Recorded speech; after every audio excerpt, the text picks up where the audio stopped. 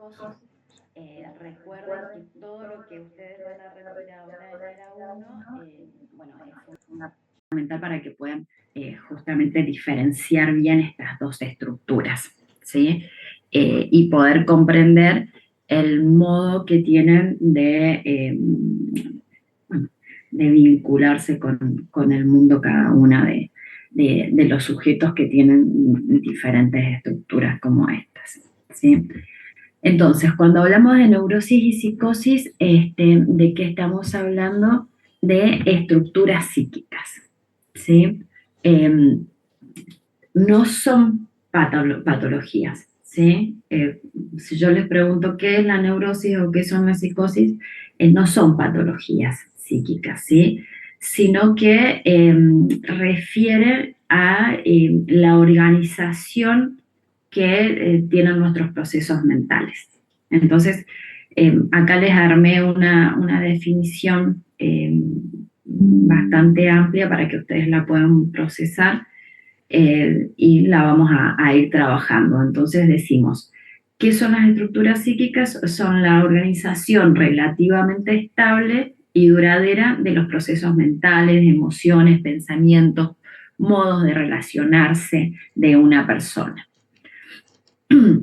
Es la manera en que cada sujeto organiza su mundo interno y se vincula con la realidad externa, ¿sí? Cómo el sujeto organiza su mundo interno. Recuerden que nosotros cuando hablamos de el desarrollo psicosexual, vamos a hablar de cómo cada sujeto en este tránsito, ¿no? De incorporarse al mundo externo y de empezar a vincularse con un sujeto otro, en principio el sujeto que lo cuida y después el entorno en sí, va realizando una organización particular, cada uno de ustedes. Y se va a vincular con el mundo externo de acuerdo también, ¿no? A la organización del mundo interno. Por eso ustedes pueden ver, tanto en el caso Roberto como en el caso Juanito, dos organizaciones totalmente distintas y una manera de vincularse, por ende, también muy diferente, ¿sí? No se trata solo de características aisladas, ¿no? Sino de un patrón. Cuando hablamos de un patrón, son un conjunto, ¿sí? de características que identifican, ¿no? a cada una de las estructuras. Entonces es un patrón profundo y constante que orienta cómo percibe, siente y piensa y actúa, ¿sí? Cada persona. Entonces va a ser muy diferente cómo piensa, percibe y actúa una persona con estructura neurótica a cómo lo hace una persona con estructura psicótica. En resumen, podemos decir que la estructura psíquica es la forma en que está organizada la mente. ¿Sí? Es como, para decirlo de una manera clara, ¿no? Es como el esqueleto invisible que sostiene la manera de pensar, de sentir y de relacionarse con ese mundo. Entonces, cuando nosotros hablamos, chicos, de estructuras psíquicas, vamos a ver la estructura neurótica, la estructura psicótica y las perversiones o psicopatías. Son tres estructuras totalmente diferentes y con clasificaciones totalmente diferentes, ¿sí? Ahí estamos. Bien, entonces, para que ustedes entiendan, ¿sí? Cada estructura va a tener rasgos particulares o propios de esto que yo les marcaba acá, ¿no? De esta manera que tenemos de organizar nuestro mundo interno y de vincularnos con el mundo externo. Entonces, esta manera en que nosotros organizamos el mundo interno va a generar determinados rasgos, ¿sí? Que van a ser propios de cada estructura. No quiere decir que ustedes no puedan llegar a tener rasgos, y que esto lo vamos a ver ahora, rasgos de todas las estructuras, ¿sí? Eso es la normalidad. Cuando nosotros hablamos de patología, Vamos a hablar de las patologías en la neurosis o de las patologías en la psicosis. No entiendan que porque sea una psicosis es una patología, ¿sí? Porque ustedes siempre relacionan la psicosis a, bueno, la esquizofrenia, ¿no? Todos los psicóticos son esquizofrénicos o todos los psicóticos son paranoicos. No, la paranoia o la esquizofrenia son la desestructuración de esa estructura, como la neurosis obsesiva o la fobia o las histerias, los cuadros histéricos, son la desestructuración de la neurosis. Entonces, primero tenemos que tener bien en claro qué son los rasgos, ¿sí? Los rasgos son características, ¿sí? De cada uno de los sujetos que van a ir vinculándose unos con otros de una manera fluida y que todos tenemos rasgos de todo. Hay algunos rasgos que nos identifican más y otros que tienen una menor presencia, pero no están ausentes, ¿sí? Entonces, dentro de la estructura neurótica tenemos los rasgos histéricos, los rasgos fóbicos y los rasgos obsesivos. Vamos a empezar por los rasgos obsesivos. ¿Por qué empiezo por ahí? Porque lo voy a dar en relación a la aparición o el momento en el que se da, ¿sí? Entonces, los rasgos obsesivos tienen que ver con las características de control. Cuando el sujeto empieza a darle importancia o a divinizar el control, bueno, en el momento en el cual empieza a tener más desarrollada la función de dominio motor que ejerce el yo. Entonces, en la etapa anal, cuando el niño ya ha logrado cierto control motor y puede caminar, bueno, empiezan las exigencias del mundo externo, los padres, para que realicen el control de esfínteres. Este control de esfínteres que se le exige hace que el niño bueno, empiece a vincularse con estas exigencias de distintas maneras. Puede ser de maneras placenteras o maneras displacenteras. En función de cómo yo me vincule con las exigencias de control, ¿sí? De limpieza, de orden, de responsabilidad, porque cuando los padres chicos nos dicen a nosotros cuando somos bebitos, cuando tenemos 2 años, que tenemos que hacer pis y caca en el inodoro, no solamente implica eso, ¿no? Sino que implica todo el trabajo de, bueno, percibir cuándo tengo la necesidad de defecar o de orinar. Por otro lado, tengo que renunciar a lo que estoy haciendo, que es una de las cosas que más les cuesta al niño. El niño está jugando y no quiere ir al baño, ¿sí? Entonces se aguanta, se aguanta, se aguanta, y a veces se hace pis o se hace caca. Entonces, bueno, también es como renunciar al placer de lo que estoy haciendo para ir a hacer algo que antes lo hacía de manera libre en el pañal. No me tenía que preocupar por eso. Entonces también se implica en esto qué cosa, las características de responsabilidad. La responsabilidad que está ligada a que yo pueda renunciar a algunos placeres para responder a determinadas exigencias. Esas son las responsabilidades, ¿no? Ser puntual, ¿qué es ser puntual? Y que yo, bueno, deje de hacer cosas que estoy haciendo y me preocupe en organizar mi tiempo de una manera tal que pueda llegar al horario pautado a un determinado lugar, ¿no?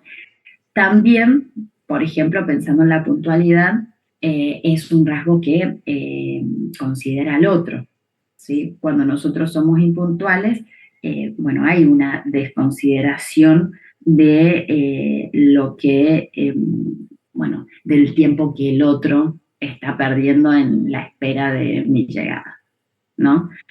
Entonces, bueno, todos esos son rasgos obsesivos, todas esas exigencias, ¿sí? De control, de orden y demás, o de que las cosas tienen que ser de determinada forma, son rasgos que se van a dar y se van a ir fortaleciendo en la fase anal con las exigencias de nuestros padres, ¿no? Con esto de lo que está bien, lo que está mal, lo que es sucio, lo que es limpio, la asociación entre lo malo y la caca que hacen los papás. Entonces, si uno quiere tocar el enchufe, que es peligroso, el papá te dice, no, eso es caca, aquello es caca, todo es caca, ¿no? Todo se transforma en una cosa entre lo sucio y lo limpio, donde el niño empieza a, bueno, poner, vamos a decir, mayor atención en esto. Todos tenemos rasgos obsesivos que con el tiempo, gracias a los mecanismos de defensa, se van transformando en maneras, podemos decir, más disfrazadas, ¿no? De canalizarlo.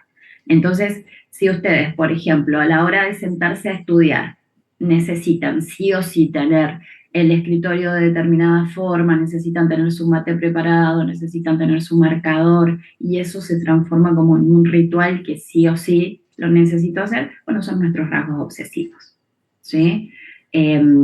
Sí, cuando algo, no sé, les mandan a hacer un trabajo, siempre pasan en los grupos, siempre cuando hay grupos, ustedes van a ver que hay personas que se desligan totalmente del trabajo y hay personas que son las que siempre están como organizando casi todo, ¿no? A veces la necesidad de organizar todo no tiene que ver con la predisposición, sino que tiene que ver con la desconfianza de que el otro lo haga bien. Entonces, yo necesito hacer las cosas, aunque me enoje, aunque me refunfuñe porque mis compañeros no participan o porque no trabajan y demás, necesito hacerlo porque necesito controlar que se haga bien, que se haga como yo quiero. Ese yo necesito que las cosas se hagan como yo quiero, bueno, son nuestros rasgos obsesivos, ¿sí? Eh, que a veces se reclama mucho, ¿no? Cuando las personas que hacen muchas cosas es, bueno, no me ayudan a hacer nada, pero cuando el otro hace no paran de criticar, no, así no, de esta manera, ¿no? Bueno, todos tenemos ese tipo de rasgos. Y se dan, bueno, en la fase anal. ¿Por qué? Porque es justamente la fase en la que nosotros incorporamos la idea de control, ¿sí? Y incorporamos la idea de las consecuencias que tienen el control o la falta de control. Entonces, de acuerdo a cómo nos relacionemos con esta etapa, vamos a ser más o menos ordenados. Que nosotros seamos personas totalmente desordenadas, ¿sí? Y que seamos caóticas también son rasgos obsesivos, podemos decirlo desde su punto negativo. Los rasgos obsesivos retentivos, ¿sí? Son personas hipercontroladas, organizadas, responsables, puntuales, y las personas con rasgos obsesivos expulsivos son las que se oponen a todo eso, entonces generalmente suelen ser caóticas, desordenadas, pero siempre tienen, ¿no? su organización mental bastante establecida, ellos se entienden en ese desorden, ¿sí? De hecho, las personas muy desordenadas suelen ser bastante, podemos decir, eh, controladoras con ese desorden. Si ustedes tienen un padre o hermanos que sean muy desordenados, sobre todo los padres, digo padres o madres, y ustedes van y le ordenan las cosas, van a ver que se molestan, que en lugar de ponerse contentos porque tienen un orden, se enojan y empiezan, bueno, ¿dónde dejaste esto? Que esto va acá, que esto me sirve. Los acumuladores, ¿sí? Son rasgos obsesivos. Las personas que acumulan hasta tener un montón de basura en su casa, pero esa basura siempre va a servir para algo, bueno, son rasgos obsesivos. Fíjense que todos lo tenemos en cierta medida. Hay personas que, bueno, lo tienen de formas bastante extremas. Ya no hablaríamos de rasgos, sino que hablaríamos de un cuadro no patológico. Eh, la histeria es los rasgos que se van a dar, que van a quedar de la fase fálica, ¿sí? ¿Por qué? Porque nosotros en la fase fálica, ¿cuáles son los puntos más importantes de la fase fálica? Entramos en el complejo de Edipo, que quiere decir que nos damos cuenta que nuestros padres tienen otros intereses que van más allá de mí, entonces nuestros padres no solamente se interesan por mí, sino que se interesan por sus amigos, por su pareja, o sea, mamá o papá, se interesan por el trabajo y el niño rehúsa o resiste dejar de ser el centro de atención. Entonces el niño se vincula afectivamente de una manera muy intensa con uno de sus papás y quiere, bueno, ser el centro de atención. Eso lo vieron bastante bien ahí en el caso Juanito, ¿sí? En el caso Juanito es un nene que,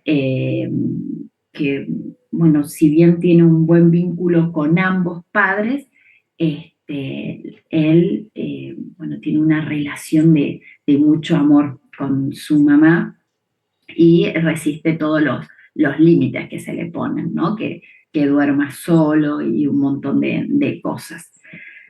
Entonces, ¿qué hace el niño en la fase fálica cuando empieza a darse cuenta que no es el único objeto de amor? Empieza a intentar seducir. Por eso los niños entre los 3 y los 5 años son tan demandantes, ¿sí? Ellos empiezan a, a como hacer siempre cosas para agradar al otro, pero agradar no en cuanto de ser condescendiente, sino de gustar al otro. Entonces, el niño busca ser bonito, busca todo el tiempo, fíjense que si hacen algo, una pirueta, necesita que le digan que está bien, buscan el halago constantemente. ¿Sí? Es una etapa muy narcisista, ¿no? Donde necesitan ser reconocidos por el otro.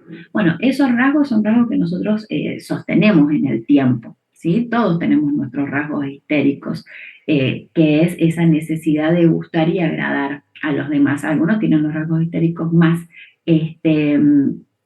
intensos y otros más, podemos decir, tranquilos o leves. Eh, y les doy un ejemplo común. Si ustedes son de esas personas que no pueden salir de su casa, si no están totalmente arreglados, si se han peinado, si se han perfumado, si se han maquillado, si, etcétera, bueno, es que todo lo que tiene que ver con la imagen física, que es la que más atrae, está, bueno, más acentuada, hay mayores rasgos histéricos. Todos los tenemos en cierta medida porque, bueno, de alguna manera siempre hay cosas que hacemos, ¿no? Para gustar afuera, pero no todos del mismo modo. Por eso también es que existen las modas, chicos. Si no tuviéramos rasgos histéricos, lo que es la industria de la moda no serviría para nada, porque uno utilizaría la ropa que necesita sin importar si se sigue usando o no, cómo me queda o no, ¿sí? Por eso ustedes van a ver que las personas con estructura psicótica tienen como más disminuidos estos rasgos histéricos. Por eso ellos se visten de manera más útil, ¿sí? En todos mis casos de pacientitos neuróticos en oposición con los psicóticos, siempre veo el paciente neurótico que viene con su remerita del dibujito que le gusta, con sus zapatillitas, con cosas que están de moda y quieren otras cosas, ¿no? Que les gustan, y en cambio mis pacientitos con estructura psicótica, ellos vienen cómodos. Y yo he tenido pacientes que han empezado desde chiquititos y siguen hasta grandes, y no cambian su forma de vestir, ¿no? Siempre vienen cómodos, no les interesa si es bonito o no. Bueno, entonces los rasgos histéricos son eso, todas aquellas cosas que ustedes hagan para gustar, ¿sí? Para gustar al otro, no, y no hablo de una persona a nivel de orientación sexual, sino a todos, ¿no? Que le parezca bonito a mis compañeros, que le parezca bonito a mi familia, parecerle bonito al otro. ¿no? Entonces, por eso es que el cuerpo, la ropa, hasta los instrumentos tecnológicos, ¿no? Hace poco una paciente mía con muchos rasgos histéricos hizo un sacrificio muy grande para comprarse un iPhone, ¿no? Entonces ella decía, bueno, pero con este dinero me podría comprar un celular mucho mejor y otra cosa, o me compro el iPhone. Pero el iPhone todos lo tienen y me da como que, no sé, me da otro target, decía ella. Entonces se compró el iPhone, ¿no? Como para atraer más miradas. Son rasgos histéricos, ¿sí? Y los rasgos fóbicos, ¿sí?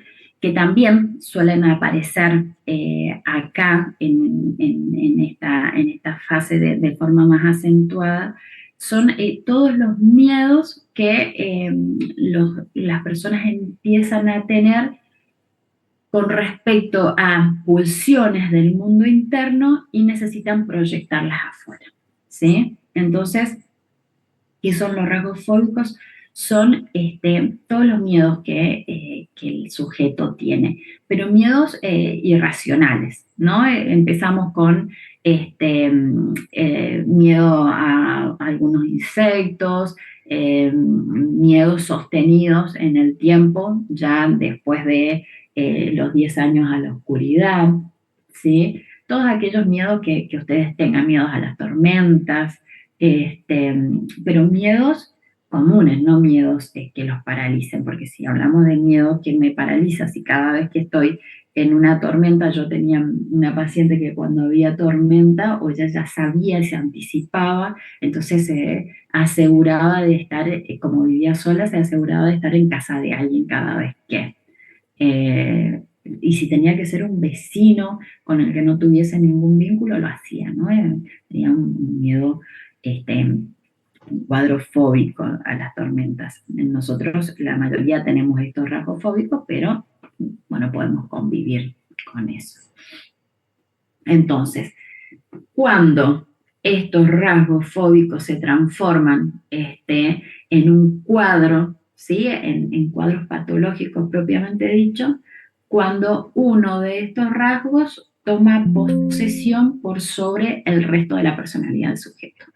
Entonces, mis rasgos obsesivos son los que se priorizan y los que están en un nivel tan acentuado que van a organizar no solamente lo que siento y lo que pienso, sino mis conductas, ¿sí? Entonces, todo está organizado en función, en caso de los rasgos obsesivos, en el cuadro obsesivo, es a controlar determinado orden, ¿sí? Y si no lo controlo de esa manera, bueno, no puedo estar bien. ¿Por qué? Porque siempre todos estos rasgos se terminan acentuando cuando yo tengo pulsiones, ¿sí? Muy reprimidas por el yo y que de alguna manera necesito contenerlas. En los rasgos obsesivos suele pasar que el vínculo, ¿no? Afectivo con los padres sí ha sido muy rígido, muy estricto, muy exigente, genere, vamos a decir, sentimientos de odio y de malestar, y el super yo, bueno, los desaprueba. Entonces lo que hace el yo es reprimir todo malestar que yo pueda sentir con mis padres, y esa pulsión que sale del ello, ¿sí? Que es, bueno, a veces quien no critica a su papá, quien no se enoja, por eso en la adolescencia es que hay tanta rivalidad y demás, todas esas cosas no se permiten por el yo, porque se sienten con una intensidad que bueno, los hace sentir inapropiados. Entonces, el sujeto, cuando quiere controlar estos impulsos de enojo, de odio, de malestar, termina, bueno, canalizándolo en los rasgos fóbicos, en intentar controlar todo su mundo emocional. Y ahí es cuando, como no puedo controlar mi mundo emocional de forma directa, lo hago a través del mundo externo de conductas, ¿sí? De querer que esté todo en orden. Y cuando algo no está en orden, me enojo con la persona desordenada. Entonces empiezo a canalizar todo el odio que puedo sentir, por ejemplo, con mi figura paterna, lo empiezo a canalizar con cualquier sujeto que no respete mis reglas. ¿Sí? Entonces, eh, siempre que uno de estos rasgos toma posesión de toda la personalidad es cuando vamos a hablar de cuadro neurótico. En la psicosis lo que vamos a tener son rasgos también, ¿sí? Vamos a encontrar los rasgos esquizoides, los rasgos paranoides, los estados, ¿sí? Maníacos depresivos y los rasgos autistas. ¿Qué son los rasgos esquizoides? Es la capacidad que nosotros tenemos de escindir. Escindir es dividir, disociar. ¿Sí? Cuando decimos estoy disociado, quiere decir que estoy fragmentado, ¿no? Fragmento, ¿sí? Cierta estados, situaciones, momentos, pensamientos de otros. Eso, bueno, permite que el sujeto, bueno, pueda vincularse con el mundo externo de una manera, vamos a decir, más eficaz. ¿Qué pasa? ¿Cuál es la gran diferencia entre la neurosis y la psicosis? Es que en la neurosis nosotros siempre estamos buscando tener relación con el mundo externo. En cambio, en la psicosis, el sujeto tiene una vinculación más estrecha con el mundo interno. Y para poder vincularse con el mundo interno, lo que tiene que, vamos a decir, hacer es fragmentar, dividir, ¿sí? Y anular ese mundo externo. ¿Sí? Entonces, cuando las personas con rasgos esquizoides suelen ser personas que, bueno, canalizan mucho las cosas en sus pensamientos, el pensamiento está muy linealizado, no le gustan mucho los vínculos con el mundo externo, sociabilizar, hacer cosas, ¿no? Que demandan desde afuera como eh, salir, como esto que hablábamos recién de estar a la moda, todas las demandas del mundo externo le parecen nada, sin sentido. Sí, no son cosas que eh, podemos decir, disfruten. Entonces, los rasgos esquizoides van a generar un tipo de personalidad donde el sujeto tiene más interés en vincularse, vamos a decir, consigo mismo, con su manera de pensar, con sus cosas, que con el mundo externo, con amigos, con programas de televisión, con determinadas cosas. ¿Sí? Los rasgos paranoides tienen que ver con aquellas características que todos tenemos de desconfianza, ¿sí? ¿Qué pasa? Cuando nosotros nacemos y empezamos a vincularnos con el mundo externo, bueno, muchos de los estímulos que sentimos de afuera, como el dolor, como el frío, o los estímulos internos, los endógenos, como el hambre, a veces lo sentimos como un daño que se nos hace. Por eso el niño también se desespera, ¿no? Lo siente como un ataque. Bueno, esto va dejando una sensación de desconfianza, ¿no? Con el mundo externo, que es de alguna manera pensar que hay muchas cosas que suceden en oposición a mi bienestar. Y los empiezo a canalizar en las conductas de las personas. Todos tenemos rasgos paranoides, ¿sí? Cuando ustedes a veces, no sé, si van a un lugar, supongamos, les toca una comisión, ahora, bueno, son muchísimos, pero a medida que empiezan a avanzar en la carrera van a ver que los grupos son más chiquitos. Entonces, ustedes les toca ir a una comisión donde no conocen a nadie y se asientan al fondo y hay un grupo adelante y si ese grupo habla, se ríe y mira para atrás, inmediatamente ustedes van a pensar que están hablando de ustedes, ¿no? Es como, bueno, o me están mirando, ¿sí? O si Una vez contaba un exalumno que él había salido, él era bastante prolijito, ordenado, y no sé cómo es que se le rompió el bolsillo del guardapolvo. Entonces a él le daba vergüenza porque era como muy estricto, ¿no? Con eso, su rasgo obsesivo era bastante intenso. Este, entonces él iba caminando y había un grupo de compañeros ahí charlando y se ríen, y él inmediatamente pensó que se estaban riendo porque él llevaba el guardapolvo roto, ¿no? Con el bolsillo descosido. Esos son rasgos paranoides. Todos tenemos rasgos paranoides, ¿sí? Todos sentimos a veces que el otro hace cosas en contra nuestro. ¿Sí?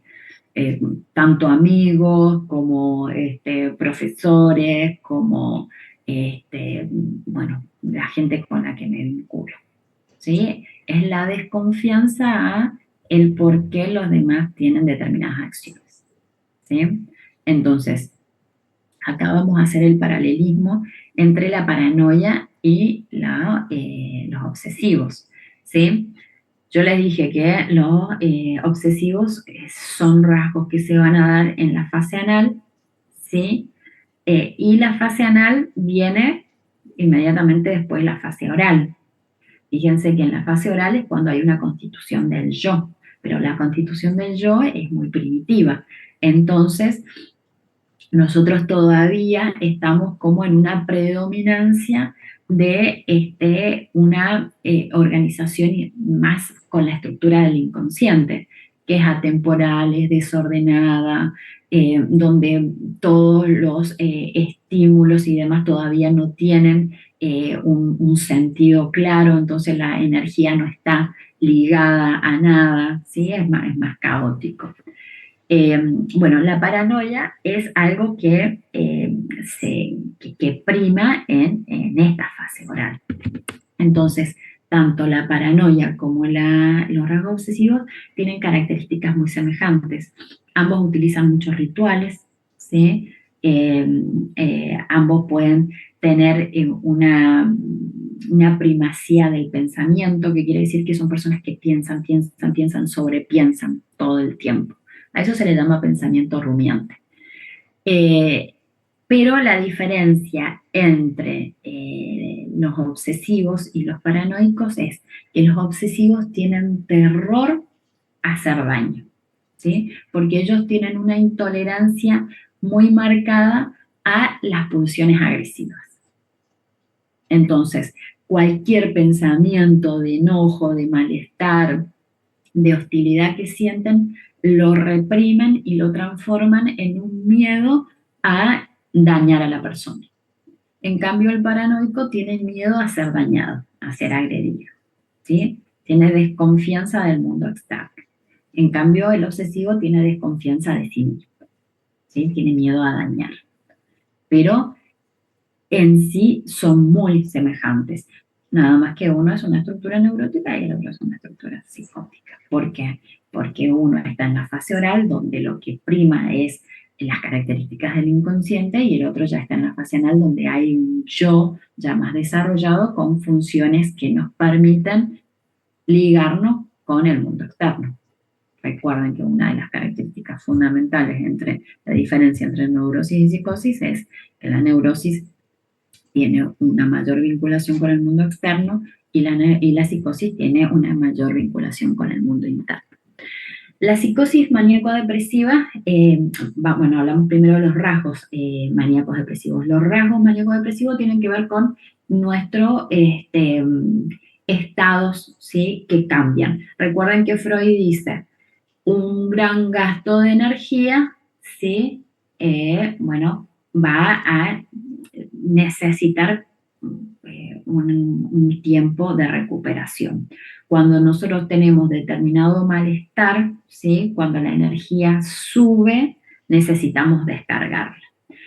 Freud plantea el aumento de energía genera displacer, entonces nosotros lo que hacemos es hacer cosas para descargarla. En el niño, los estímulos endógenos y exógenos hacen que estos estímulos generen esa sensación de displacer, entonces el niño llora en búsqueda de anular ese displacer. En la vida adulta, bueno, no siempre podemos, como el niño, como también pasa en el niño, distinguir qué es lo que nos está generando malestar. Entonces, hay veces que, bueno, tenemos como una necesidad de hacer, ¿no? De levantarnos temprano, de ordenar el departamento, de limpiar, de estudiar, de ir al gimnasio, de hacer un montón de cosas. Tengo una gran cuota de energía, pero cuando esta energía se descarga, bueno, caemos en una fase de quietud, ¿sí? Que se le llama depresiva, que es el no tener ganas de hacer nada. Muchos de ustedes les habrá pasado, ¿sí? Que a veces tienen ganas de hacer un montón de cosas y están con muchísima energía y están súper optimistas y demás, y se encuentran que en la semana siguiente están totalmente agotados. Y dicen no tengo ganas de hacer nada, a veces hasta extrañamos esa energía que teníamos y demás. Es muy común, ¿sí? ¿Qué pasa? Que en las psicosis maníacos depresivas, cuando ya se forma como un cuadro, es algo más constante. Pasan a ser ciclos repetitivos. El sujeto está en estados maníacos, ¿sí? Para que ustedes entiendan bien la manía, es, bueno, la necesidad de hacer cosas. Lo podemos asociar con la hiperactividad. No es la hiperactividad, no es que los hiperactivos son maníacos. La hiperactividad es algo que se mantiene en el tiempo. Pero es la necesidad de hacer cosas todo el tiempo, que hago tantas cosas que hasta pierdo la conciencia, ¿sí? Hago las cosas y después no recuerdo lo que hice, pero realmente no recuerdo. ¿Por qué? Porque tengo una sobrecarga de estímulos que yo no llego a registrar, a procesar y a recordar todas esas actividades que yo tuve. Entonces, todas las personas en estado de manía generalmente olvidan cosas, y mientras más maníacos estamos, más olvidamos cosas, ¿sí? Entonces, yo tenía una paciente que ella a ver, se levantaba a veces con muchas ganas de hacer cosas, pero eso terminaba trayendo problemas porque, no sé, se ponía a limpiar y mientras limpiaba quería arreglar el jardín, y mientras arreglaba el jardín se acordaba que tenía algo que coser, y mientras cocinaba, entonces después, cuando iba repasando ciertos lugares, se le quemaba la cocina y todas las cosas que había hecho la dejaba a media. Decía, dejé la ropa en el lavarropa y nunca lo puse a funcionar, ¿no? Eh, Todo el tiempo van haciendo tantas cosas que no llegan a procesarla de forma consciente. Y después vienen los estados de depresión donde no tienen energía para hacer nada. Y el autismo son, bueno, aquellos rasgos donde nosotros cortamos vínculo con el mundo externo, pero como una manera de descansar de estos estímulos, ¿sí? Eh, Ustedes van a ver que en nuestro proceso evolutivo de desarrollo, si ustedes se piensan a sí mismos, o si tienen chicos o conocen niños o hermanitos, ustedes van a ver que ellos tienen esos momentos en los cuales están tan ensimismados en la actividad que están haciendo, ya sea mirar el teléfono. Bueno, ahora con el teléfono sucede que a veces esto de estar todo el tiempo cambiando de contenido es como que ha quitado un poco los rasgos más autistas que aparecían en el niño, pero con la televisión, por ejemplo, donde el niño se sentaba a ver un programa, un dibujito, y la mamá le podía hablar y el niño no lo escuchaba. Y es bastante marcado, ¿no? Yo he trabajado con niños, he estado en mucho contacto con niños, donde el niño hay que ir y tocarlo a veces y moverlo para que el niño te preste atención, porque el niño está en el mundo de lo que le interesa, ¿sí? A ustedes también les puede pasar a veces que están no sé, ahora en la clase, supongamos, y se ponen a pensar en algo y se van, se van, se van, se van, se van, y de repente cuando vuelven no han registrado nada de lo que se decía. No porque están con el celular o porque están mirando otra materia, no, sino que se van en sus pensamientos, ¿no? Y no han registrado nada. A veces hasta en las clases presenciales pasa, yo los veo que están mirando lejos, lejos, lejos, lejos, y no están ahí en la clase, no, ni siquiera están viendo a lo que tienen enfrente. Bueno, todos tenemos esos episodios en algunos momentos, ¿sí?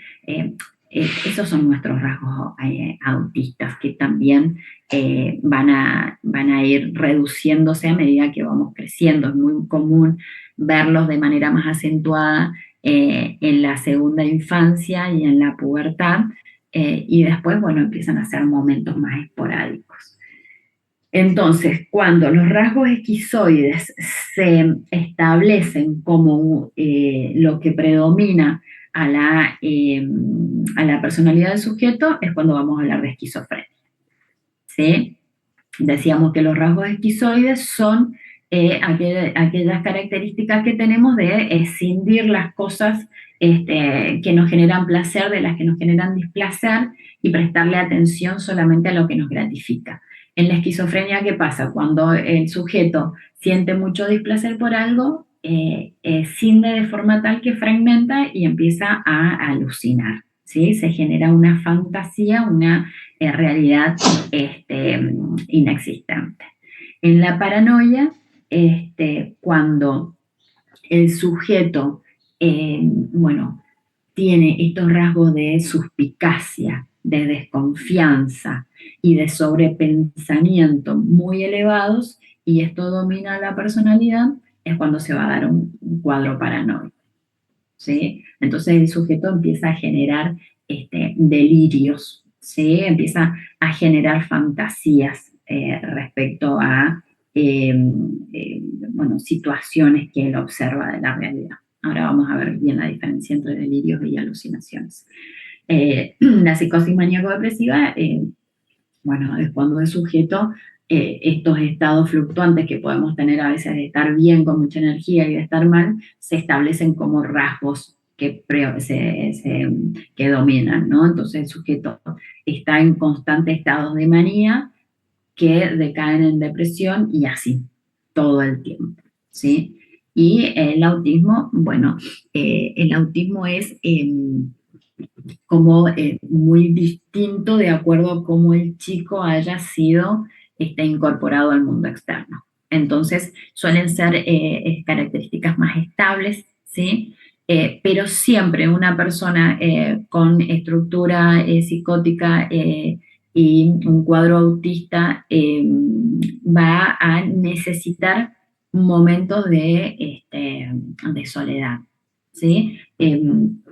No me acuerdo cómo se llama, pero eh, bueno, actualmente donde se está viendo que el autismo es mucho más común de lo que pensamos y hay mucho más personas con esta estructura autista, también se empieza a la propia persona a buscar cuáles son, bueno, esos estados de bienestar. Entonces, supongamos, alguno de ustedes tiene una estructura autista, bueno, hay ciertos momentos que tanto estímulo que se recibe del mundo externo necesitamos como,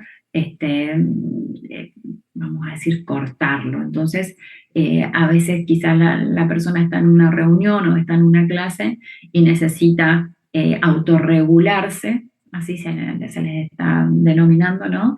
Que es, bueno, cuando la energía empieza a aumentar porque los compañeros hablan, porque el profesor habla, porque alguien se ríe, porque el sonido de la luz me molesta, porque los ruidos afuera también me molestan, y empieza a generar malestar, malestar, el sujeto tiene que cortar con ese momento y salir y, no sé, estar en un lugar solo un ratito y, bueno, volver a como un estado de calma. ¿Sí? Se le llama autorregulación. A veces los juegos de mano también son muy útiles para descargar esa energía. Entonces, si alguno de ustedes tiene una estructura autista, suele servir mucho tener instrumentos. Ahora se le dice, son mal llamados juguetes, no son juguetes, ¿no? Son instrumentos que una persona con autismo utiliza para canalizar ese exceso de energía que viene del mundo externo. Porque los neuróticos, recuerden que somos bastante ruidosos y todo el tiempo estamos eh, hablando, diciendo, riendo, hasta tocando, entonces eso a veces genera mucho malestar. Bien. Y el otro cuadro, la otra estructura que ustedes les voy a mencionar, pero no la trabajamos en detalle acá, la vamos a ver un poquito más en trastornos de personalidad, son la perversión y la psicopatía. ¿Sí? ¿Por qué la perversión y la psicopatía no son ni neurosis ni psicosis? Porque la neurosis, ¿sí?, es un cuadro que el conflicto principal va a ser entre las pulsiones del ello, ¿sí?, lo que el ello quiere, y la represión que el yo genere sobre ese ello. Entonces, como estas pulsiones no pueden salir, no se pueden manifestar de forma directa, buscan una salida alterna, ¿sí? A través de los miedos, a través del control obsesivo, a través de la seducción histérica, ¿sí? Y demás. Y siempre en la neurosis va a haber la sensación o vamos a decir, el síntoma principal que va a ser la angustia, ¿sí? Todo aquello que el sujeto no hace o que cree que no va en consonancia con lo que se exige desde el superyo y desde el mundo externo genera culpa. Pero el neurótico, bueno, tiene un gran vínculo con la realidad. Nunca pierde la conciencia de la realidad.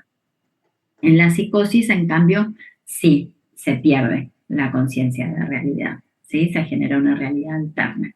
En cambio, en la perversión y en la psicopatía, los sujetos son muy conscientes de las normas, de las reglas, ¿sí?, de todo, pero lo que no tienen desarrollado es el superyo, ¿sí? Entonces, esto que nosotros veíamos y que repasamos en aparato psíquico y en fase fálica, donde decimos que después del complejo de Edipo, donde el niño lo tiene todo y los papás le empiezan a reducir lo que tiene, a imponer la ley, a decirle que no, ¿sí?, a establecer la castración, ¿sí?, es los no, vos no podés hacer esto, pero aquello no, y da lugar al super yo. En la psicopatía y en la perversión no están, ¿sí?, no están desarrollados. En la perversión están, bueno, totalmente anulados, podemos decir. Y en la psicopatía está reducido. Decimos que el psicópata tiene un super yo lacunar deficitario, ¿sí? ¿Qué quiere decir que es un super yo lacunar deficitario? Que el super yo actúa de forma deficiente, ¿sí? A eso se refiere. Entonces, el sujeto va a, bueno, rehusar cualquier ley que se le imponga. Es, bueno, yo todo lo puedo hacer y sin importar, ¿no? ¿Por qué? Entonces, a ver, le voy a dar algunos ejemplos, o un ejemplo de cada uno. Por ejemplo, en la neurosis, para que ustedes vean cómo funciona, yo les decía, lo que se hace, el conflicto es entre el ello y el mundo externo, ¿sí?, las demandas, ¿sí?, de este mundo externo. El yo se opone por demandas del mundo externo y del superyo a los deseos del ello. Entonces, por ejemplo, una persona desea faltar al trabajo, ¿sí?, para descansar. Pero, ¿qué pasa? Aparece la culpa neurótica. Aparece también la paranoia neurótica, que es, no, si falto mi jefe va a pensar que yo me quedé por tal cosa, entonces, aunque yo tenga permiso o todo trabajador tiene sus días de licencia por enfermedad, va a tener otra imagen de mí o va a pensar que yo me estoy haciendo él, ¿sí? Entonces aparece la culpa neurótica con estos rasgos paranoides que todos tenemos de qué va a pensar el otro de mí, ¿sí? Y vamos igual a trabajar. ¿Cuáles son los síntomas que pueden aparecer? Bueno, puede sufrir ansiedad, puede aparecer estos síntomas obsesivos o fóbicos, ¿sí? Pero siempre mantiene el contacto con la realidad, ¿sí? Lo típico que aparece en la neurosis es quiero, pero no debo, ¿sí? Así funcionamos los neuróticos. En cambio, en la estructura psicótica, por ejemplo, una persona puede creer que los vecinos le hablan a través de la radio. Eso es un delirio, ¿no? Un delirio paranoide. Eh, o que hay un complot contra él, ¿sí? No es una elección, sino la forma en que el psiquismo va a organizar esa experiencia. Por eso yo recién cuando le hablaba de estructuras psíquicas, les decía, bueno, es la manera en que cada uno va organizando sus propios deseos. Entonces el mundo externo se organiza en torno a mí. Así funciona el pensamiento psicótico, ¿sí? Todo gira en torno a mí. Y en la perversión o en la psicopatía, bueno, son aquellas personas que, ejemplo, que gozan manipulando o engañando o rompiendo reglas sociales, ¿sí? Y de ahí, de esa ruptura, de ese quebrar la ley, es que se obtiene el placer. Entonces sé que no puedo, por ejemplo, la frase del perverso es, o del psicópata, que es muy común, sé que no puedo y justamente por eso lo hago. ¿Sí? Lo hago porque no puedo. Me genera placer hacer aquellas cosas que no están permitidas hacer. No tiene que ver con el deseo pulsional de hacerlo, como puede pasar en el neurótico, sino que es, bueno, si vos me decís que no lo haga, lo voy a hacer. Por eso a veces, fíjense chicos que en la psicopatía, bueno, eso lo vamos a ver mejor en trastorno de personalidad, pero para que entiendan un poquito, en la psicopatía se suele decir que, bueno, son personas que tienen problemas con el consumo de drogas. Eh, bueno, en una sociedad donde las drogas están prohibidas. Si las drogas no están prohibidas, no es una regla que ellos quieran romper. No es que el problema de ellos sea el consumo, sino que lo que ellos hacen es siempre buscar cosas que no estén permitidas en la sociedad, ¿sí? Romper la ley. Y que eso traiga sufrimiento al otro. Si no trae sufrimiento al otro, rompo la ley, pero a nadie le importa, tampoco le sirve. Ellos necesitan su placer, su goce está en que el otro sufre. Esas son las características de la perversión y de la psicopatía. Profe, y en caso de que no le interese o no le importe, digamos, lo que el otro sienta, por así decirlo. ¿Al psicópata o al perverso? Claro. No, es que sí le interesa. Le interesa que el otro sufra, ¿sí? No le interesa que esté bien. Por ejemplo, para que ustedes lo vean, eh, el psicópata o el perverso, y sobre todo en las psicopatías, que ustedes seguramente los conocen mucho por los crímenes seriales, ¿sí? ¿Ustedes por qué creen que el asesino serial va dejando siempre pistas?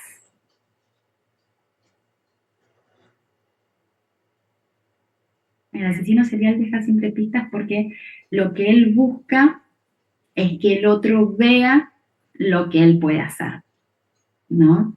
siempre va dejando pistas y de hecho hay una serie que ahora no me acuerdo cómo se llama, pero es una serie muy cortita que habla sobre el origen de justamente la psicología forense y son muchas entrevistas a psicópatas, asesinos seriales y todos primero están predispuestos a hablar, a todos les gusta hablar, a todos les gusta que se los escuche y es más, cuando uno los escucha hasta tienen uno sabe que ha matado, que ha hecho un montón de cosas, pero son tan inteligentes, ¿sí? Tienen una manera, ¿no? de pensar y de resolver las cosas, porque para hacer todo lo que hacen, no lo hacen a tontas y locas, ¿no? Lo hacen con todo un plan, y todo ese plan es como, bueno, si fuese una película armada. Por eso personas como Manson, bueno, tuvieron tanto apoyo, ¿no?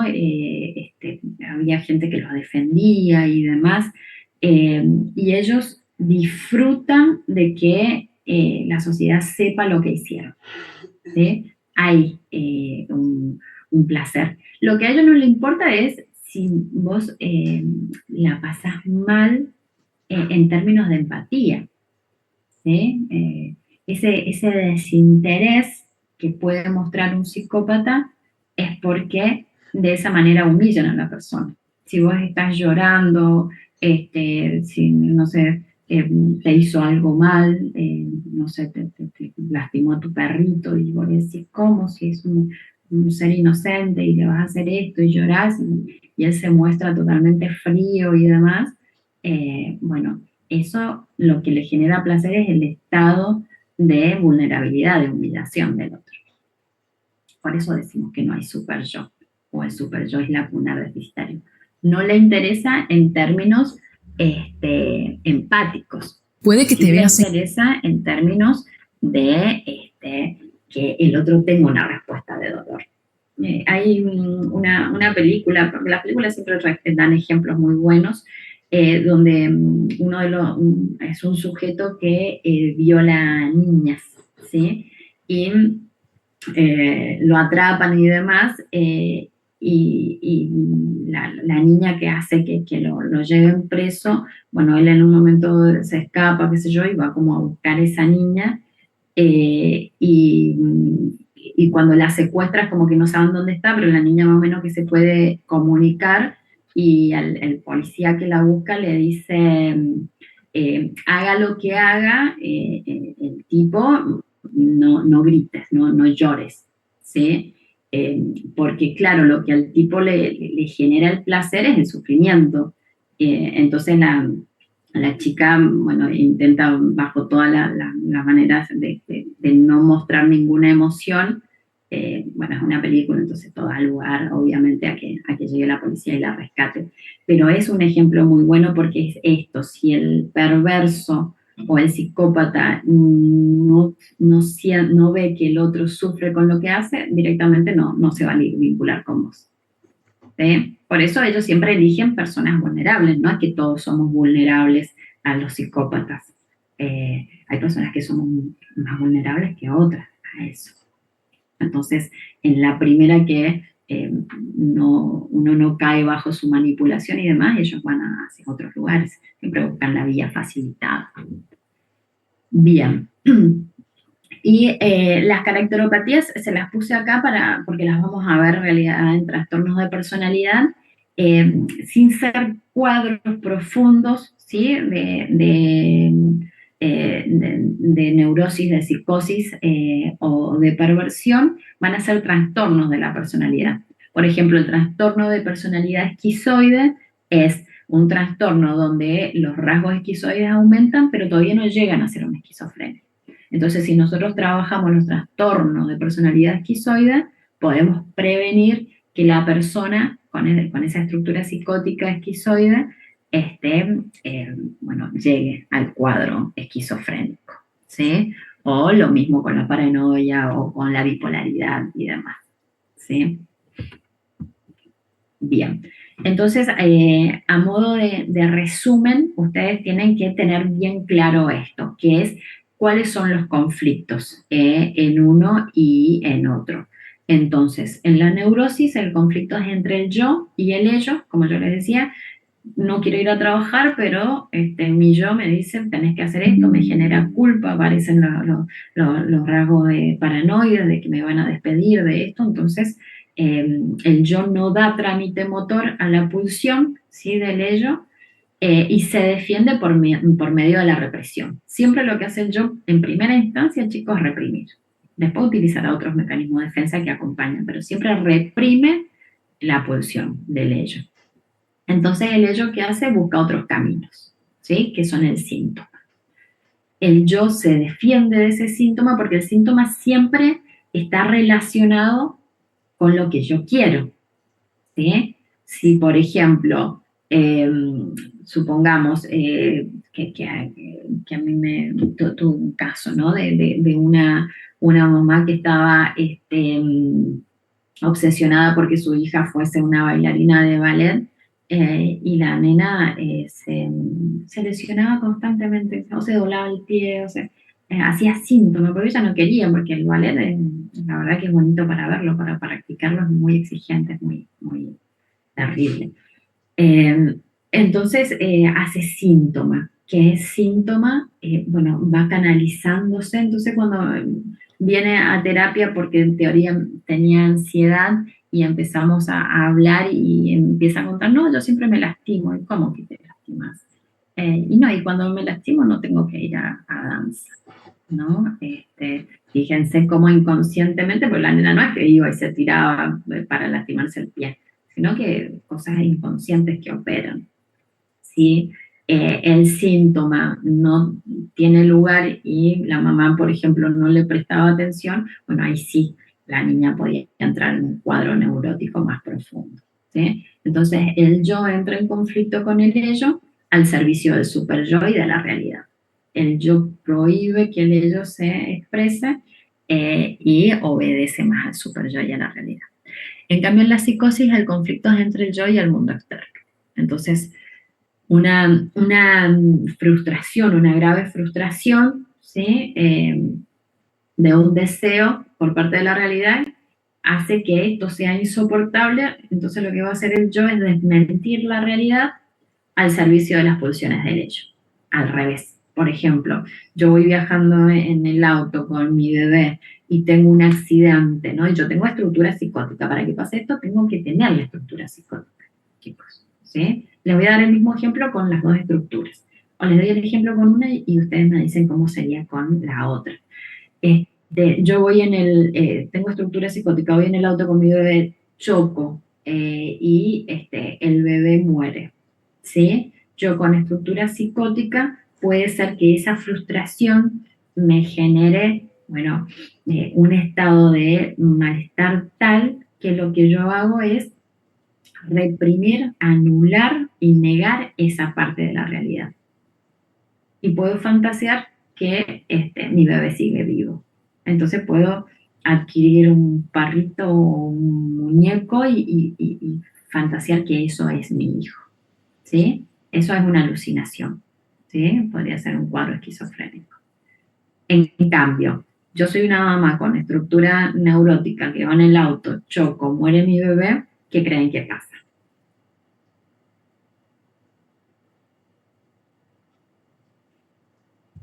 ¿Qué se les ocurre? ¿Cómo reacciona una madre que pierde a su hijo? Y se angustiaría mucho.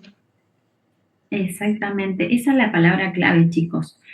Recuerden que el síntoma principal de la neurosis es la angustia. Entonces, el sujeto se angustia, puede entrar en un cuadro depresivo, ¿sí? Puede entrar en un cuadro ansioso, como les decía recién, puede entrar en un cuadro obsesivo. Entonces, a partir de ahí, la madre, esta persona no puede dejar de controlar todas las cosas que sean seguras, no se quiere subir más a un auto, si se sube a un auto, tiene como un control excesivo sobre todo lo que pasa ahí, ¿sí? Son características y son conductas muy distintas. Entonces, yo cuando voy a tener un brote psicótico, sí tengo estructura psicótica. Por eso es el peligro y a veces se confunden y dicen, bueno, el consumo de drogas puede generar un cuadro psicótico, ¿sí? El consumo de drogas puede generar un cuadro psicótico si yo tengo estructura psicótica. Pero como yo cuando soy adolescente a veces no sé, porque muchos de ustedes pueden tener una estructura psicótica sin ningún problema, ¿sí? Pueden tener quizás ciertos rasgos esquizoides, de que no les gusta estar mucho con la gente, que no les gusta ir al pub, que no les gusta arreglarse tanto, que lo que les gusta es leer, que lo que les gusta es ver documentales, de estar solos. Normal, ¿sí? Pero ustedes no porque tengan esas características van a decir, bueno, tengo un cuadro psicótico o neurótico, y menos en la adolescencia. Entonces, si yo tengo un cuadro psicótico en la adolescencia y consumo alguna droga alucinógena, y bueno, es mucho más probable que sí tenga una fragmentación. ¿Por qué? Porque tengo una predisposición, ¿sí? Pero si yo tengo una estructura neurótica y consumo un alucinógeno, mis herramientas psíquicas son mucho más amplias. De hecho, los mecanismos de defensa en la psicosis, chicos, que acá no se los he puesto, pero en el documento están, son solo dos, ¿sí? Que es la escisión, escindo y proyecto.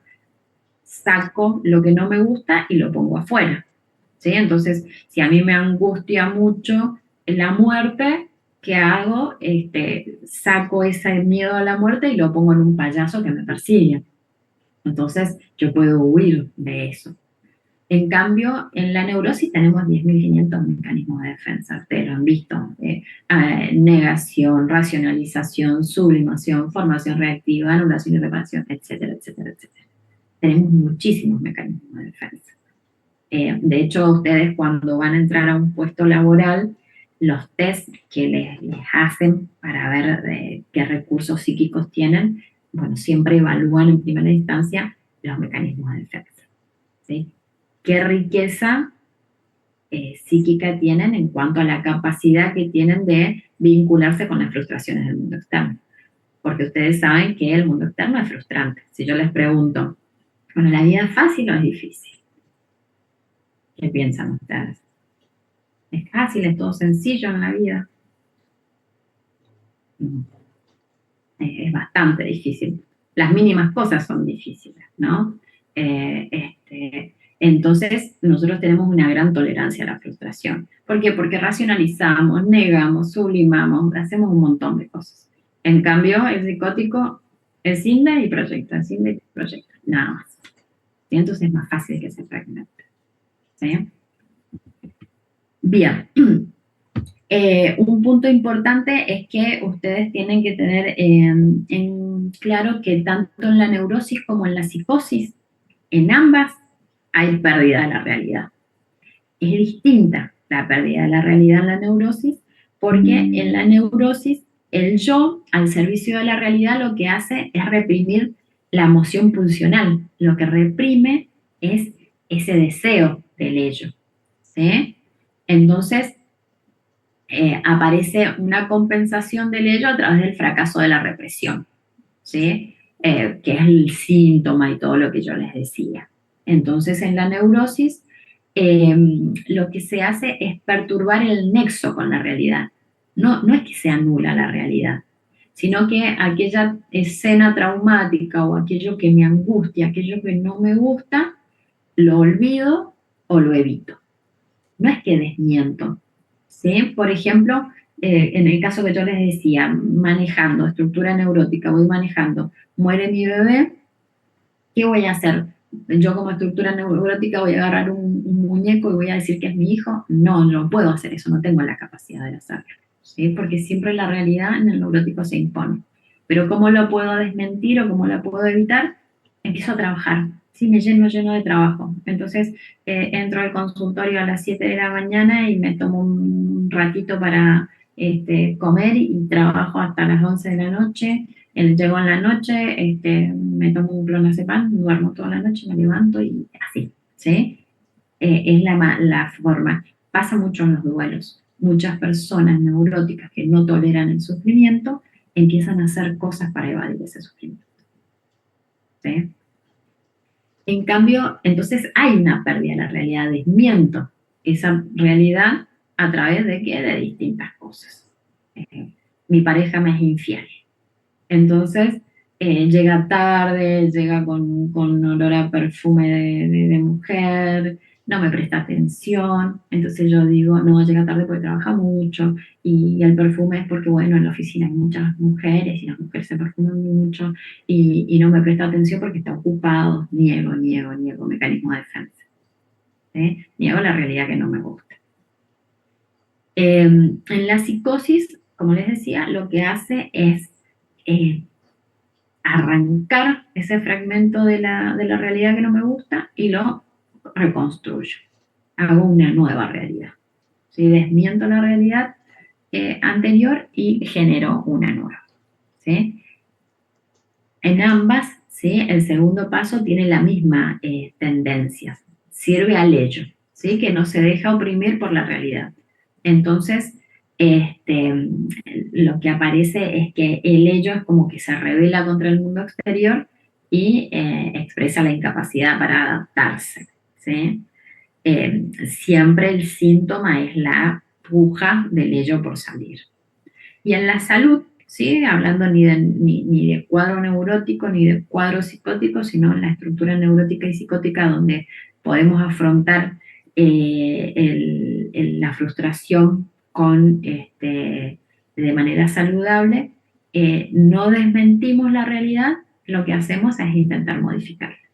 Por eso es que existe el análisis. Cuando uno dice que a mí me ha pasado mucho, ¿no? Esto de estar en un análisis donde la paciente o el paciente sufre mucho y dice, bueno, pero ¿por qué tengo que hablar de estas cosas feas? ¿No? ¿Para qué?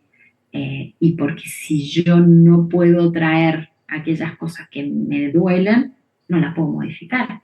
¿Sí? ¿Por qué que usted quiere que yo me dé cuenta que mi marido me es infiel? Y porque eso la está haciendo sufrir.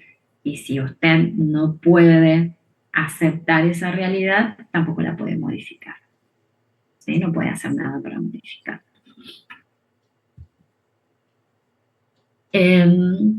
Bien.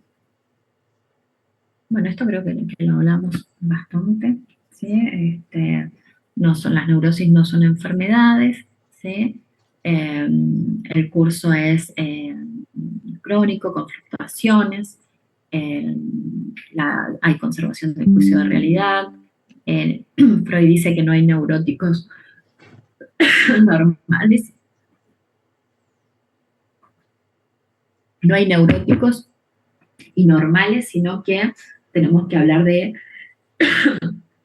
mayor o menor grado de neuroticismo, ¿sí? Entonces, mientras más represión haya del ello, más neurótico vamos a ser, ¿sí? Por eso yo les decía, cuando hablábamos de la historia de la locura, en la edad antigua tenía una visión más acertada de la salud mental que lo que tuvieron después. Una de las cosas que planteaban en la edad antigua era que los trastornos en cuanto a salud mental se dan porque hay muchos deseos insatisfechos. Entonces, mientras más ustedes reprimen a su ello, bueno, a veces podemos ser más neuróticos. ¿Por qué? Porque el super yo se vuelve muy estricto, muy sádico, y cualquier cosa que no hagamos ligada al sentido de deber nos hace sentir culpa. Y eso lo transformamos en síntomas. Pueden haber alteraciones parciales de la personalidad en la neurosis cuando estamos en algunos cuadros, pero no hay un cambio total, ¿sí? Hay conciencia de enfermedad, el síntoma capital es la angustia, como mencionaba recién, creo que Micaela había dicho. Los síntomas son vividos como ajenos al yo, ¿sí? Entonces todo aquello que me genera malestar, ¿sí? Que quiere decir que son egodistónicos. Aquello que empiezo a sentir, no sé, empiezo a sentirme ansiosa por todo lo que hago, bueno, me doy cuenta que no es algo propio de mí, ¿no? Que es algo que tiene que ver con una respuesta a otros malestares, ¿sí? Generalmente los neuróticos concurren espontáneamente a la consulta o si son traídos por algún familiar y demás, ellos están de acuerdo con eso y hay una evolución dinámica y lo que se recomienda siempre para los trastornos neuróticos es la psicoterapia. ¿Sí? En la psicosis, bueno, es provocado por el conflicto entre el yo y el mundo externo, ¿sí? Porque el mundo externo genera frustraciones, entonces pueden aparecer para lidiar con estas frustraciones los delirios y las alucinaciones, que constituyen la reconstrucción de la parte de la realidad que resultó dolorosa para el sujeto. ¿Sí? Las características de la psicosis, cuando hay un trastorno psicótico, vamos a hablar de que sí, hay una grave alteración de la personalidad, también del juicio de realidad, ¿sí? Los síntomas son vividos como egosintónicos, ¿sí? ¿Qué quiere decir? Que si ustedes empiezan a tener pensamientos, ¿no? Delirios de que los están persiguiendo y de que les van a hacer mal y demás, es un trabajo, chicos, mostrarle al paciente con una desestructuración psicótica que ese pensamiento es errado. ¿Sí?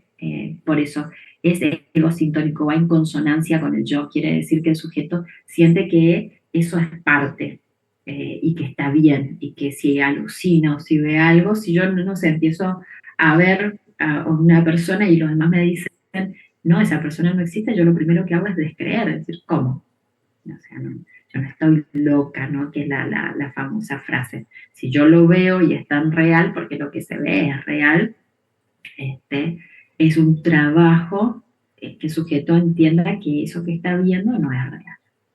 ¿Sí? Y que los caminos de la lógica, bueno, hay que usarlos con mucho cuidado. Y sobre todo si hay rasgos paranoides, porque cualquier cosita que podemos llegar a decir, ellos piensan, cuando están en un trastorno, que lo estamos haciendo para hacerle mal. Y el síntoma esencial va a ser los delirios y las alucinaciones, ¿sí? También hay retraimiento emocional, hay desorientación, hay trastorno del juicio y de la voluntad.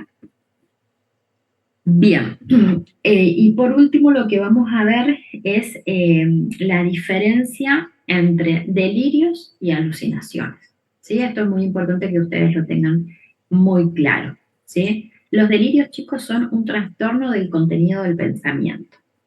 Como yo les decía recién en el ejemplo, ¿qué hace una persona en delirio, en un estado de delirio? Lo que hace es tomar cosas de la realidad y generar un pensamiento que pueda resultar irracional para nosotros, pero siempre está ligado a la idea de ser perjudicado. Entonces le voy a dar un ejemplo que es muy común porque es un delirio que compartimos mucho los neuróticos y los psicóticos. Nada más que acá, como está marcado, que es la celotipia, ¿sí? Es ya como cuadro, cuando ya la persona con rasgos paranoides, la paranoia tomó posesión sobre su personalidad y el sujeto, bueno, tiene un delirio celotípico. Pero los celos, ¿sí? Son un rasgo paranoide que nosotros tenemos. Generalmente surgen a partir de conductas que el otro puede llegar a tener. Entonces, supongamos, ustedes entran a la habitación y su pareja está con el celular, y cuando ustedes entran, su pareja deja el celular, lo apaga y lo deja en la cama o en la mesita de luz, y ustedes están, ¿no?, con estos rasgos paranoides, bueno, empiezan a pensar, bueno, ¿y por qué apago el celular? Entonces ya empiezan a vigilar, ¿no? Empiezan a buscar cosas de la realidad, ¿no? Entonces, cada vez que está está conmigo, no agarra el celular. Y lo hace para que yo no vea quién le escribe, ¿no? Y empiezo a generarme toda una fantasía, ¿no? Entonces, si el sujeto va al baño, que todo el mundo habla con el celular, bueno, va al baño porque se va a escribir con otra persona. Y empezamos a controlar el tiempo y empezamos a generar toda una fantasía en función de esa creencia que nosotros tenemos.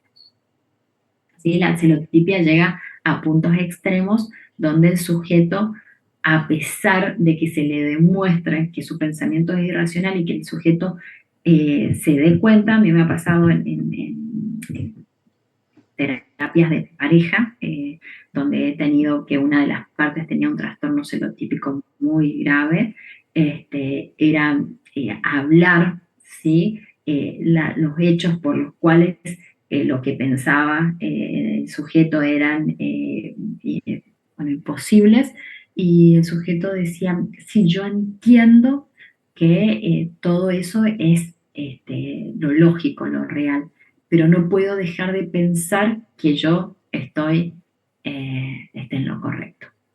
Aunque asumía, no se dan esas contradicciones. ¿Sí? Entonces, el delirio no es que ve cosas que no existen o escucha cosas que no existen, sino que toma cosas de la realidad y las transforma en un delirio paranoide. ¿Sí? Los delirios van a tener dos características y esto va a ser lo que los diferencie para que ustedes lo puedan diferenciar de cuando es un delirio en un trastorno paranoide o cuando es esquizoide. Los delirios bien sistematizados son aquellos que son creíbles, ¿sí? Como por ejemplo algunos celos, como yo les decía. No, sí, el teléfono y tomo cosas de la realidad, ¿sí? Entonces, bueno, es creíble. ¿Sí?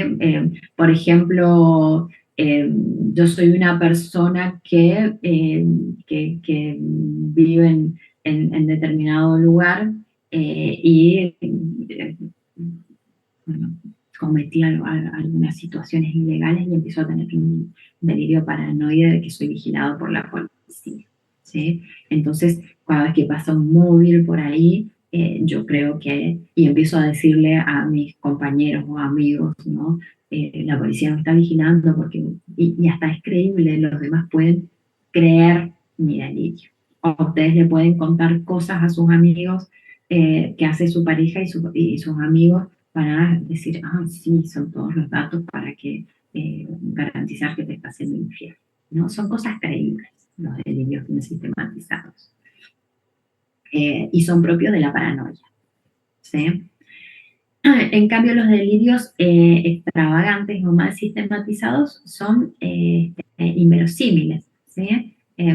Son cosas que, si bien siguen siendo un trastorno del pensamiento, son cosas que sabemos que son imposibles de realizar. Ejemplo, bueno, la creencia de que una fuerza externa le ha quitado al individuo los órganos internos y se los ha sustituido por los de otra persona, sin dejar heridas. La creencia de que me lean el pensamiento, entonces saben lo que yo pienso. ¿Sí? La creencia de que fui abducido por extraterrestres y yo ahora tengo un mandato en la Tierra. Bueno, cuando digo todas esas cosas, ya nos damos cuenta porque no son factibles de realizarse en el mundo de que es un delirio. Entonces son más fáciles de identificar y son más propios de la esquizofrenia. ¿Sí? La alucinación, recién les decía, y esto recuerden, los delirios son un trastorno del pensamiento, tomo cosas de la realidad y las pienso de mi forma, ¿sí? Que se adecúen a mi miedo a ser, ¿cómo que se dice? No es atacado, pero bueno, a ser dañado, ¿sí?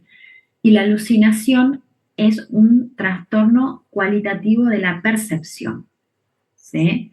Entonces yo lo que hago es percibir cosas que no existen, ¿sí? Es una percepción sin la presencia de un estímulo real. Las alucinaciones van a ser sensoriales, ¿sí? Auditiva, visual, olfatoria, de gusto o de tacto. Puedo escuchar cosas, por ejemplo, ustedes pueden escuchar una voz ahora que les dice algo, o pueden ver algo que no está, pueden sentir olores, pueden sentir un gusto, un tacto. Pasa mucho, eso sí ustedes quizás lo hayan podido vivir en algún momento, en la parálisis de sueño. Si alguno de ustedes ha tenido una parálisis de sueño, bueno, ahí hay alucinaciones que pueden ver como que reales son, ¿no? No es necesario que tengamos estructura psicótica para tener parálisis de sueño, ¿sí? Eso es un trastorno del sueño, es otra cosa. Pero ustedes van a ver una imagen, puede ser una sombra nada más que se acerca, o puede tener una cara, puede ser una persona real que ustedes vean, y generalmente en las parálisis de sueño los dos tipos de alucinaciones que aparecen es la visual y la del tacto, porque suelen sentir una presión, algo que los sujeta, y eso hace que no se puedan mover, ¿sí? Y esa sensación de presión es real para ustedes, es totalmente real. Las alucinaciones se sienten, se viven como reales, ¿sí? Bueno, y en lo que son las esquizofrenias, son sostenidas en el tiempo, porque en la parálisis de sueño, cuando yo ya logro recuperar la tonía muscular, la alucinación se va. En cambio, en la esquizofrenia no, se convive con eso, ¿sí? Entonces, en la alucinación el pensamiento es desorganizado, el sujeto puede cambiar de un tema a otro, ¿sí? El comportamiento motor también es desorganizado. ¿Por qué? Porque las funciones del yo empiezan a perderse, entonces empieza a perder las capacidades de control motor, las capacidades neurocognitivas como de atención, memoria, ¿sí? Percepción y demás.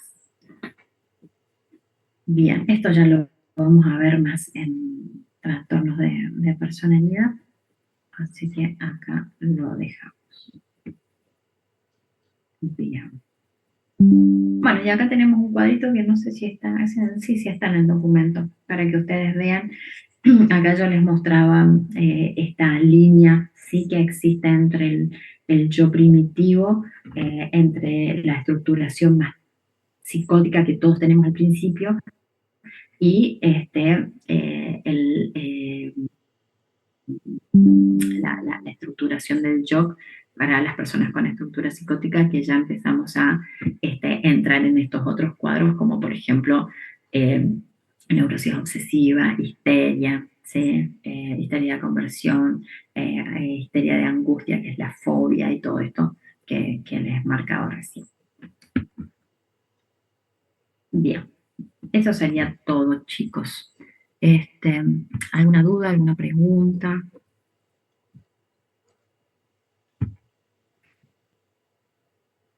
Mientras voy abriendo mi Profe, asistencia. en la parte Sí.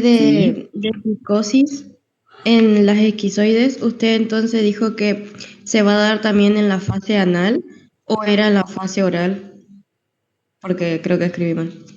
La En la paranoide creo que fase oral, en la oral sí. fase oral. Por eso el cuadrito ese que está ahí, que ustedes lo ven acá en el Power como muy cargado, pero si ustedes lo ven detenidamente, hay una línea divisoria, ¿sí? Entre la fase oral y la fase anal. Esa línea divisoria es la que se le llama línea de borde. Por eso cuando veamos en trastornos de personalidad los borderline, las personalidades límites, es porque están ahí en la división entre neurosis y psicosis. En la fase oral vamos a hablar de neurosis, y para abajo, de psicosis, perdón, y para abajo la línea divisoria es lo neurótico, donde ya hay una estructuración del pensamiento, donde prima el principio de realidad. Por eso es importantísimo, chicos, para la era del viernes, que ustedes tengan bien claro las características, ¿sí? Del inconsciente y del preconsciente, ¿no? Que son fundamentales. Entonces, cómo se estructura el pensamiento y el contacto con la realidad cuando empezamos a estructurarnos de manera neurótica. Bien. ¿Algo más? Bien, entonces voy a tomar asistencia.